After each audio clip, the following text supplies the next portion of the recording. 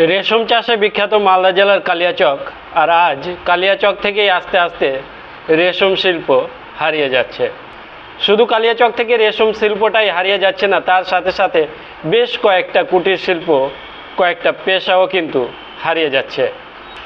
রেশম চাষের জন্য প্রয়োজন পড়তো ডালা, চানারকি, চাটাই এসবের। সেই ডালা, চানারকি, চাটাই তৈরির মিস্ত্রি ঘরামি আস্তে আস্তে হারিয়ে গেল।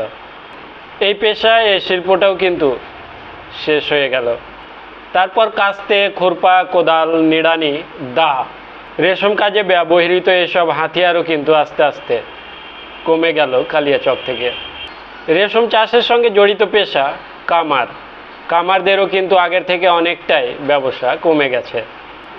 তারপর রেশম গুটি থেকে সুতো বের করার প্রথম প্রসেস যে ঘাই, সেই ঘাইটাও কিন্তু কালিয়াচক থেকে অনেকটাই কমে গেছে। সেই ঘাইগুলোতেই কালিয়াচকের অনেক মানুষই কাজ করে কিন্তু জীবিকা নির্বাহ করত। ঘাইয়ে থাকতো ঘুরানদার, ফেরানদার, আরও অনেকে। যখন সারি সারি তুত জমি ছিল, আশেপাশে অনেক সারের দোকান ছিল। মোড়ে মোড়ে, স্ট্যান্ডে স্ট্যান্ডে সারের দোকানও কিন্তু কমে গেছে। রেশম চাষের সাথে সাথে কমে গেছে চাষবাসও। এখন রেশম তুত জমিগুলোতে আম লিচু গাছ হয়ে যাওয়ায়, বাগান হয়ে যাওয়ায়, সেই বাগানগুলোতে আর অন্যান্য চাষবাস করা যায় না।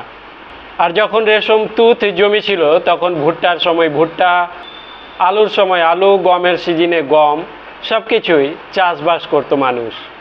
তখন সবাই নিজের জমির ধারে ধারে বেগুন, টমেটো চাষ করত। লঙ্কা, পেঁপের গাছ তো সবারই থাকতো তখন। রেশম চাষের সাথে সাথে মানুষ তখন শাকসবজিও চাষ করে খেতে পারত। কালিয়াচক 2-3 ব্লকে চাষবাস হলেও এখন কালিয়াচক 1 ব্লকে আম লিচু গাছের বড় বড় বাগান হয়ে যাওয়াতে অন্যান্য চাষবাস কিন্তু কমে গেছে। তো আপনারা বুঝতে পারলেন যে একটা পেশার সঙ্গে জড়িত আছে অনেকগুলো পেশা, একটা হারিয়ে গেলে অনেকগুলো হারিয়ে যায়।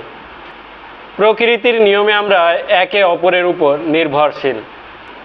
সকলে মিলেমিশে থাকুন, গরিব অসহায়দের পাশে থাকুন। আজকের মতো এ পর্যন্তই। ভালো থাকবেন, সুস্থ থাকবেন। খোদা হাফেজ।